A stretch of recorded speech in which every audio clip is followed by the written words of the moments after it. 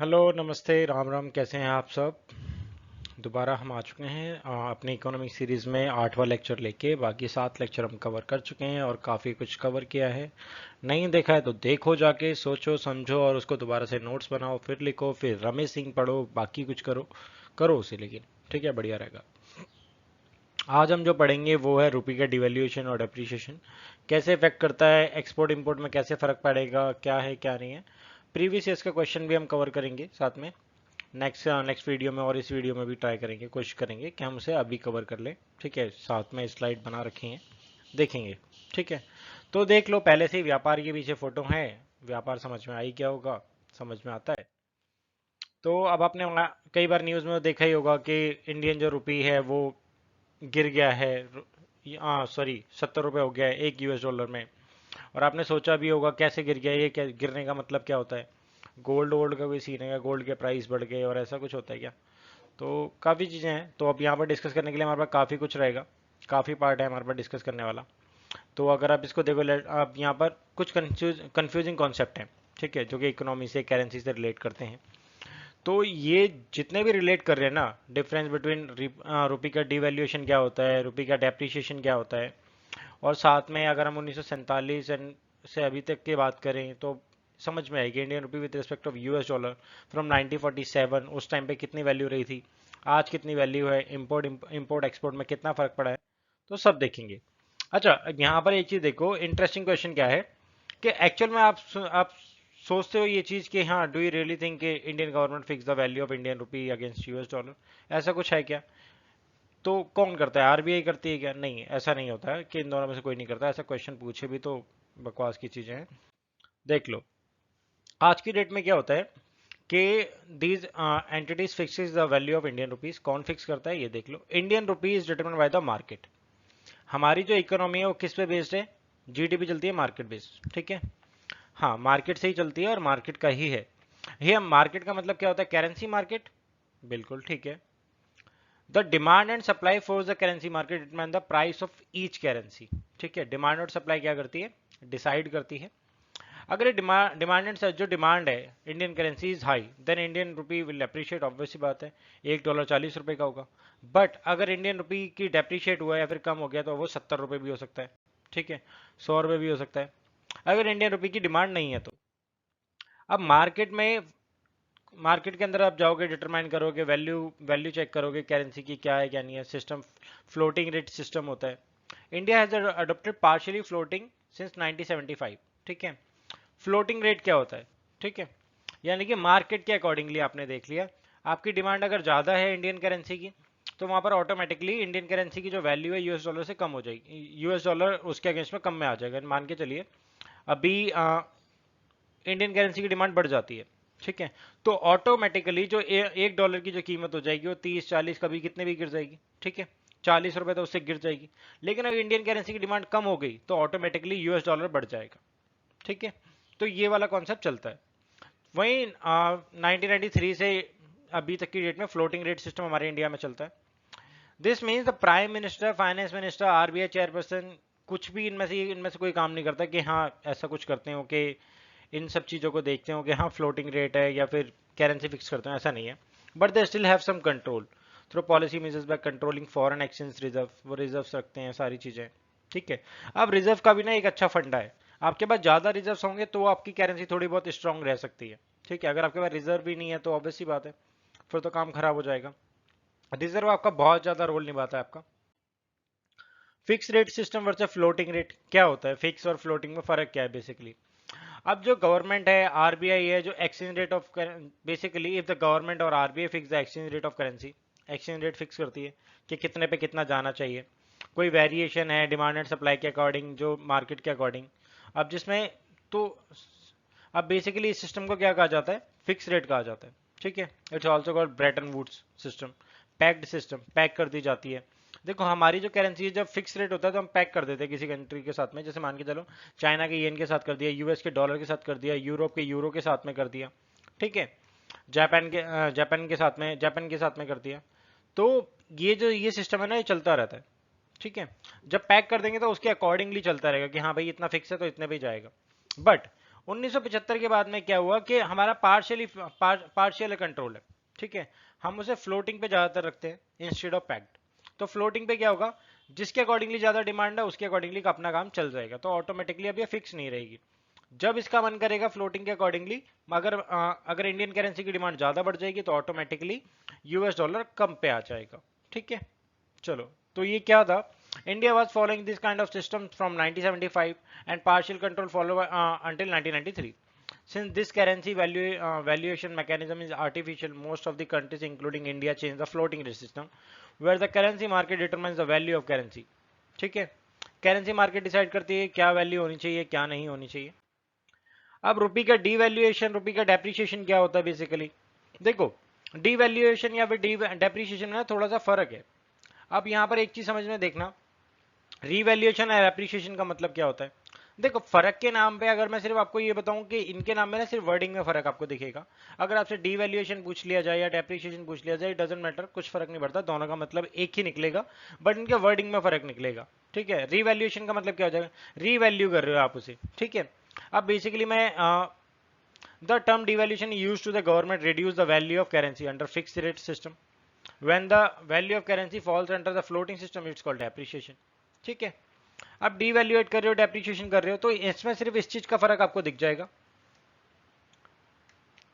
सिर्फ इसका। जब आप फिक्स रेट सिस्टम पे गवर्नमेंट जब वैल्यू रिड्यूस, करेंसी की जो वैल्यू रिड्यूस कर रहे हो तो उसे डीवैल्यूएशन कहा जाता है। वहीं जब करेंसी फॉल करती है, करेंसी गिरती है, तो उसे डेप्रिसिएशन कहा जाता है। लेकिन डेप्रिसिएशन कब कहा जाता है, जब आपकी currency fix rate of system पे है।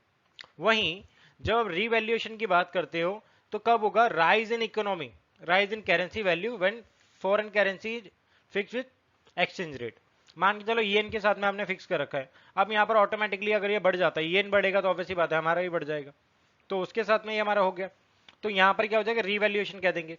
वहीं जब हम फ्लोटिंग की बात करेंगे तो फ्लोटिंग में अगर रेट रिजाइम हो रहा है, करेक्ट टर्म अगर उसे बोले तो वो एप्रिसिएशन कहा जाता है, ठीक है, फ्लोटिंग में। अब कहने का मतलब यहाँ पर एक सिंपल सा है, आप किसी के साथ मिलके चलोगे तो रीवैल्यूएट किया जाएगा आपको, बट अगर आप अकेले मिलके चलोगे तो एप्रिसिएशन मिलेगी। तो अभी भी आप अकेले चल रहे हो तो एप्रिसिएशन वाला काम है। वहीं alter the face value of currency without changing its foreign exchange rate is redenomination, ठीक है, रीडिनोमिनेशन बेसिकली इसे कहते हैं। अब जब क्या हो जाएगा, जब आप ऑल्टर करते हो यानी कि फेस वैल्यू जो है उसको थोड़ा सा कम आंकना करते हो या फिर चेंज करते हो फॉरेन एक्सचेंज रेट के साथ में, तो उसे रीडिनोमिनेशन कहा जाता है, दोबारा से उसे नॉट ए रिवैल्यूएशन बेसिकली। तो रिवैल्यूएशन यहाँ पर पैक करेंगे तब रिवैल्यूएशन होगा फिक्स के साथ में, फ्लोटिंग के साथ में एप्रिसिएशन है। तो यहाँ पर तो हम क्या कर रहे हैं बेसिकली, हम ऑल्टर करने की कोशिश कर रहे हैं फॉरेन एक्सचेंज रेट के साथ में। हम ये भी नहीं कर रहे कि भाई उसके साथ में हम किसी येन के साथ में, डॉलर के साथ में पैक किया हुआ, ये भी नहीं कर रहे। फ्लोटिंग रेट में अपने आप भी तय नहीं हो रही है। हम क्या कर रहे हैं, कंट्री खुद ही डिसाइड कर रही है फेस वैल्यू को without changing its foreign exchange rate. जो फॉरेन एक्सचेंज रेट है उसी को चेंज किए बिना हम जो उसकी जो फेस वैल्यू है उसको चेंज करने की कोशिश कर रहे हैं, तो उसे कहते हैं रीडेनोमिनेशन। ओके, चलो, history of Indian rupee, comparison of Indian rupee value versus US dollar. वहीं अगर आप देखोगे तो यहां आपको एक चीज नजर आएगी, 2008 में अगर आप देखो तो एक यूएस डॉलर की जो कीमत थी वो 39 रुपए के करीब थी, ठीक है। वहीं 2018 में अगर आप देखोगे तो 74 रुपीज, ऑलमोस्ट अगर मैं आपको ना करके बोलाऊं तो ये 34 रुपए के करीब बढ़ चुका है, ठीक है। तो 34-35 रुपए के करीब बढ़ चुका है, तो उसका रीजन क्या है, remember that we were following fix rate system 1975, we had capital control on currency market. हमारा कैपिटल कंट्रोल होता था, क्या सारी चीज होती है, क्योंकि हमने फिक्स रेट कर दिया था, पैक करके चलते थे हम कंट्रीज के साथ में। तो लेकिन जब हमने पैक वैक करना खत्म कर दिया फ्रॉम 1990s के 1991 में हमारा एलपीजी सिस्टम आया, तो currency market till 1993 when as per IMF standard we liberalise our economy. क्या कर दिया हमने, लिबरलाइज कर दिया, तो उसके बाद में हमारी चेंज होनी चालू हो गई। फिर क्या हुआ, अगर आप देखो तो एक यूएस डॉलर 1 रुपए के बराबर होता था 1947 में, 1948 में 4 रुपए के बराबर एक साल में, फिर दोबारा 1965 तक यही रहा, 1966 में बढ़ गया, 1971 में बढ़ गया, सेम 2018 तक आते आते 74 रुपए हो गया। तो भाई ऐसा क्यों हुआ, ये तो काम गलत हो गया, ये तो करना नहीं चाहिए था। क्योंकि देखो इस टाइम पीरियड तक अगर मैं आपको ये बोलूं, इसके मिड तक, इस टाइम पीरियड के मिड तक, यहां तक तो हमने क्या कर रखा था, यहां तक हमने क्या कर रखा था, हमने फिक्स रेट सिस्टम अपना रखा था। लेकिन इसके बाद में हमने फ्लोटिंग अपनाया। तो फ्लोटिंग आने के बाद में देखो यहां तक कुछ ज्यादा बढ़ने का कुछ मौका दिख नहीं रहा था, कुछ ज्यादा हो नहीं रहा था। लेकिन जैसे हमने फ्लोटिंग अपनाया, यानी कि अपनी खुद की अप्रिसिएशन लेने की कोशिश करी, तो उस टाइम पे इतना ज्यादा बढ़ा के पूछो मत। लेकिन टाइम के अकॉर्डिंगली ज्यादा नहीं कह सकते इसे, लेकिन ठीक है, इतना बढ़ना नहीं चाहिए था। हमें एक कंपैरिजन बना के रखना चाहिए था, लेकिन इतना कंपैरिजन नहीं कि हमें 80 रुपए देने पड़े आज की डेट में। तो आज की डेट में जो वैल्यू चल रही है, अगर मैं आपको 2 दिन पहले का बताऊं, तो वो 84 रुपीज था। तो यानी कि सिर्फ 2018 से 2022 आ चुका है, 2023 आ चुका है, और 2023 के अंदर ये 5 साल के बाद भी हमारा अभी 10 रुपए के करीब द्वारा बढ़ चुका है। तो the value of Indian rupee does it matters? क्या एक्चुअल में मैटर है? हाँ, मैटर करती है। यही रीजन है कि पार्लियामेंट के अंदर बार बार लड़ाई होती रहती है और यूएन के अंदर दोबारा से आईएमएफ के अंदर ये बात की जाती है कि इंडियन करेंसी को भी मार्केट के अंदर लाया जाए। ठीक है, वहीं रिसेंटली अफगान के साथ में, ईरान के साथ में हमने इंडियन करेंसी में ही हमने ट्रेड किया, तो दैट वाज बेटर। ये अच्छा रहा है बल्कि, क्योंकि इंडियन करेंसी को एक अपनी फेस वैल्यू मिलेगी, अपनी जगह मिलेगी। So that's good basically. It should not be forgotten that exchange rate of currency is not really an indicator of economic exchange. ठीक है, हम एक्सचेंज करने में लग रहे हैं किसी कंट्री के साथ में, ठीक है, उसने, मैंने यूरोप के साथ में व्यापार किया, यूरोप कह रहा है कि भाई या तो मैं यूरो में व्यापार करूंगा या मैं डॉलर में करूंगा, रुपया आप मुझे दोगे मेरे माल के बदले में, तो ये तो चल नहीं सकता। तो हमें क्या करना पड़ता है, मान के चलो अब मुझे जो मेरा रुपी, जो उसकी वैल्यू है, यूरो जो सामान दे रहे हैं उसकी वैल्यू है $10,000। ठीक है, तो मुझे रुपी को उसके बदले में रुपी देने पड़ेंगे। किसको? पहले मुझे उस रुपी को डॉलर में कन्वर्ट करना पड़ेगा, फिर उनको डॉलर देने पड़ेंगे। So this is actually happen when the trade happen with the country, जब आपकी कंट्री को, आपकी करेंसी की कोई वैल्यू नहीं रहती। There are many countries including China which favours the devaluation of the currency. China favour करती है, डीवैल्यूएशन होना चाहिए। डीवैल्यूएशन अपना कब होता है? जब हम फ्लोटिंग रेट पे चलते हैं। ठीक है, जब हम डीवैल्यूएशन करते हैं, सॉरी, डीवैल्यूएशन कब होता है? जब हम फिक्स पे चलते हैं। और जब हम डेप्रिसिएशन कब होता है? जब हम फ्लोटिंग पे चलते हैं। Also the economic position of India 2017 is far better than 1947। तो rate is fall in rupee value. ठीक है, तो 2017 बेसिकली काफी बेटर कहते हैं, बट ठीक है, आगे देखते हैं। At present what should worry the finance minister and the RBI governor should not the following Indian rupee, what the fluctuation in the currency market, what India needs in stabilization। तो actual में क्या परेशान करने वाली चीजें हैं या नहीं है? इंडिया में जो फ्लक्चुएशन आ रहा है उसको क्या कर सकते हैं? जो इंडियन रुपी है वो 50 रुपए, 60 रुपए, 70 रुपए, ₹1, एक डॉलर का बल्कि। But if rupees 60 one day, it's 65 next day, it shows high volatility. यानी कितनी वॉलेटिलिटी आप देख रहे हो, आज की डेट में 60 है, कल की डेट में 65 हो जाए, परसों की डेट में 70 हो जाए, तो रुपये की तो वैल्यू बची ही नहीं कुछ भी। तो उस सिचुएशन में क्या करते हैं, बेसिकली ये अच्छा तो है नहीं, तो इस टाइम पे हम रुपी को गिरने से हम बचाते हैं, हम ट्रिगर करते हैं कि ऐसा नहीं होना चाहिए। तो depreciation and appreciation of Indian rupee, relation with export and import, फर्क क्या पड़ता है? देखो, फर्क कुछ इस तरीके का पड़ेगा। जब भी आपका देखो, आपका रुपी गिरेगा, तो उस टाइम पे क्या होगा, आपका एक्सपोर्ट बढ़ने के चांसेस हो जाते हैं, इंपोर्ट आपका कम हो जाता है। लेकिन जैसे ही आपका रुपी बढ़ना चालू होता है, जैसे ही आपका रुपी की वैल्यू बढ़ जाएगी, मान के चलो आज की डेट में आपका रुपी 70 पैसे, ₹1 70 का है, लेकिन वो एकदम से 90 पैसे का हो जाता है, तो आपका इंपोर्ट बढ़ जाएगा, एक्सपोर्ट आपका कम हो जाएगा। तो बैलेंस ऑफ ट्रेड में ये सारा कुछ फर्क दिख जाता है। अब यहां अगर मैं देखूं आपको, तो यहां आपको एक चीज नजर आ जाएगी। UPSC often ask this question, directly और इनडायरेक्टली पूछती है, how does a fall in rupee effect export and import. Wait, before analysing the topic, let's see the more questions, हम समझेंगे इसको। आंसर क्या है? They do it mainly to improve balance of trade basically. अब export और import, इन पे फर्क पड़ता है। देखो, exports versus fall in the Indian rupee value, the local currency effect क्या करेगा? एक्सपोर्ट होगा versus fall in Indian rupee value. अब लोकल करेंसी इफेक्ट क्या पड़ेगा? ये 10-10 रुपए हैं, किसी को छीनने हो तो छीन लो, पीछे 100 के भी लगे हुए हैं। आगे देखो अभी क्या है। A devaluation means that more local currency.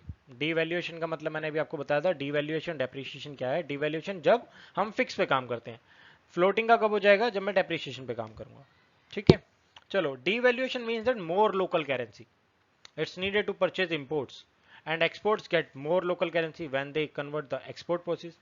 तो जब आपका रुपी गिरेगा तो आपके लिए फायदा है। The exchange rate they get for other exports, basically अच्छा फायदा होता है, इंडिया के अंदर रिजर्व बढ़ता है फॉरेन करेंसी का। In other words, imports become more expensive, importers lose money while exporters earn more money. ठीक है, तो यहां पर ये देखो, इस चीज को बहुत अच्छे से समझो, मैं भी बता रहा हूं दोबारा। जब आपका रुपये गिरेगा तो आपका इंपोर्ट आपका कम हो जाता है, ठीक है, इंपोर्ट आपका कम हो जाता है, आपका एक्सपोर्ट बढ़ जाता है। लेकिन जब आप इंपोर्ट कर भी रहते हो ना जितना भी, उसके लिए आपको पैसा बहुत देना पड़ता है। क्या करना पड़ता है? पैसा बहुत देना पड़ता है। आप एक्सपोर्ट करोगे तो आपके लिए फायदा है, क्योंकि आपको फॉरेन करेंसी मिल जाती है। लेकिन जब आप इंपोर्ट कर रहे हो, दूसरे से खरीद रहे हो कुछ, तो आपके लिए नुकसान है, तो आपको ज्यादा पैसे देने पड़ेंगे, क्योंकि आपकी वैल्यू ही नहीं है आपकी, ठीक है। This is suppose to discourage imports and encourage export and it turn to reduce trade deficit. Basically trade deficit हमारा कम हो जाता है। फॉर एन एग्जाम्पल के लिए मैं आपको एक सिर्फ नॉर्मल सी बात बताऊं, आज की डेट में मेरा क्या है, जब मेरा नॉर्मल चल रहा है तो मैं क्या कर रहा हूँ, इंपोर्ट ज्यादा आ रहा है मेरा। क्या आ रहा है? इंपोर्ट मेरे पास ज्यादा आ रहा है, एक्सपोर्ट मेरा कम होता है। इंपोर्ट मेरा 50 रुपए का है, और जो मेरा इंपोर्ट मेरा 50 रुपए का, और जो मेरा एक्सपोर्ट है वो मेरा 25 रुपए का है। तो मेरा डिफरेंस यानी कि मेरा लॉस कितने का जा रहा है? 25 रुपए का। यानी कि मैं एक्सपोर्ट कम कर रहा हूँ, इंपोर्ट ज्यादा कर रहा हूँ, 50 रुपए का मेरा डेफिशिएट है। वहीं सडनली जब आपकी करेंसी की, जब आपकी वैल्यू गिर जाती है, जब करेंसी की वैल्यू गिरेगी, तो वैल्यू गिरने पे क्या हो जाएगा? आपका इंपोर्ट कम हो जाएगा। अब इंपोर्ट आपका 25 का है, एक्सपोर्ट आपका 50 का है, तो आपका क्या हो गया? रेडियो ट्रेड के अंदर जो डेफिशिएट है वो कम हो गया। अब 25 रुपए का ट्रेड नहीं है, आपका सरप्लस जा रहा है। तो ये चीज होनी जरूरी है।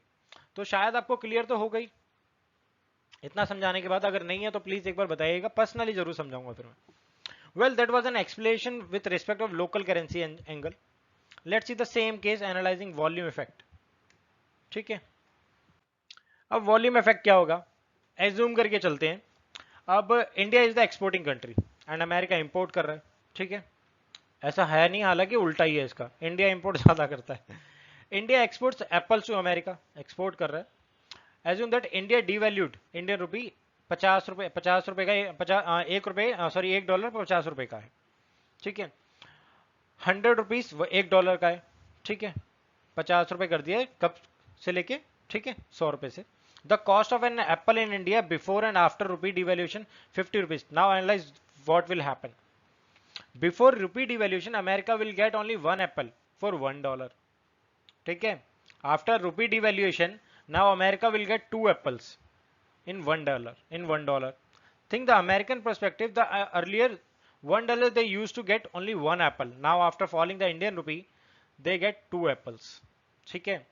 अब फॉर एन एग्जाम्पल के लिए सिंपल सी बात अगर मैं हिंदी में समझाऊं आपको आसानी से चीजों से, आपका रुपी का डिवैल्यूएशन होने से पहले आपका रुपी नॉर्मल चल रहा था उस टाइम पे, 90 पैसे का था, या फिर 100 पैसे का ही 1 रुपया था। तो आप क्या कर रहे थे उस टाइम पे? $1 की कीमत 100 रुपए था। एक एप्पल की कीमत वहां पर एक एप्पल की कीमत अमेरिका के अंदर $1 थी। तो आप यहां से दे रहे थे, तो उनको क्या पड़ रहा था? $1 कितने, एक एप्पल कितने का पड़ रहा था? $1 का, ठीक है। हमें तो देने पड़ रहे थे, ठीक है। वहीं इंडिया ने क्या करा कि ये काम ना थोड़ा सा खराब हो रहा है, ये काम खराब हो रहा है। अब हम क्या करते हैं? अपना एक्सपोर्ट बढ़ाते हैं। एक्सपोर्ट बढ़ाने के लिए क्या करेगा? एक्सपोर्ट बढ़ाने में क्या होगा? हम सरप्लस में आने की स्थिति में हो जाते हैं। तो हम क्या करेंगे? अपना जो 100 रुपए डॉलर चल रहा था, अब उसे $50 कर दिया बस। यानी कि 50 रुपए, $1 की जो कीमत होगी 50 रुपए। तो अब अमेरिका हमसे कितने मांग सकते हैं? कहता भाई देखो, पहले $1 में एक ही सेब आता था, लेकिन अब आपकी वैल्यू गिर चुकी है, तो आप मुझे 2 सेब दो, क्योंकि 50 पैसे का, क्योंकि इससे 50 रुपए का $1 है, ठीक है। अब आपकी जो वैल्यू है वो भी गिर गई है, सारा काम हो चुका है। अब आपका जब वैल्यू गिर चुकी है तो ऑब्वियसली बात है, अब $1 में तो 2 तो सेब आएंगे कम से कम। तो नाउ हमारा एक्सपोर्ट, अमेरिका वांट्स कि आप और एप्पल सप्लाई करो ताकि हम भी चीजों को थोड़ा और करें, तो आपका एक्सपोर्ट बढ़ जाता है। So importing from India has become really cheaper for America and they will use this in case of maximum advantage, ठीक है। They can now sell more apples, volume effect बढ़ेगा, volume will increase. India currency they get converted into higher than before, it was 50 rupees, now it's 100। तो फायदा हो रहा है US को भी। अब हो क्या रहा है? So every time there is a fall in rupee against US dollar, exports from India are benefited, ठीक है। Software company, sea food exporter, सबको फायदा मिलता है A to Z. This situation badly affects importers or those who wish to visit the US for holiday and they need to more local currency and get same service as product. Hope the confusing topic is clear for you. तो इसे आज के लिए यहीं छोड़ देते हैं। अगर आपको इस वाली लाइन को भी समझना है, ये दिस काइंड ऑफ क्वेश्चन में यूपीएससी डायरेक्टली आस्क के this situation badly affects importers or those who wish to visit to the US for the holidays as they need more local currency. अब वो यहाँ से जाएंगे, उनको $1 की कीमत सिर्फ ₹50 ही हो चुकी है, तो ऑब्वियस सी बात है आराम से फ़ायदा तो होना ही है। तो उनको और ज़्यादा करेंसी मिलेगी। पहले $1, पहले पहले उनको ₹100 देने पड़ते थे $1 के लिए, अब सिर्फ 50 देने हैं, तो उनके लिए फ़ायदा है। तो दिस इज़ एक्चुअली, होप आपको लेक्चर बहुत अच्छे से समझ में आया होगा, आपने चीज़ों को समझा होगा। कहीं अगर कुछ दिक्कत हुआ तो प्लीज़ उसके लिए मैं माफ़ी चाहता हूँ। बाकी अच्छे से लगे रहो, फोड़ दो एग्जाम जब तक नहीं आ रहा है। 4 महीने बचे हैं, ढंग से फोड़ दो अच्छे से। और लाइक एंड सब्सक्राइब कर देना यार, ताकि मैं और ज़्यादा वीडियो बना पाऊँ। Thank you so much, Ram Ram, धन्यवाद, बाय बाय।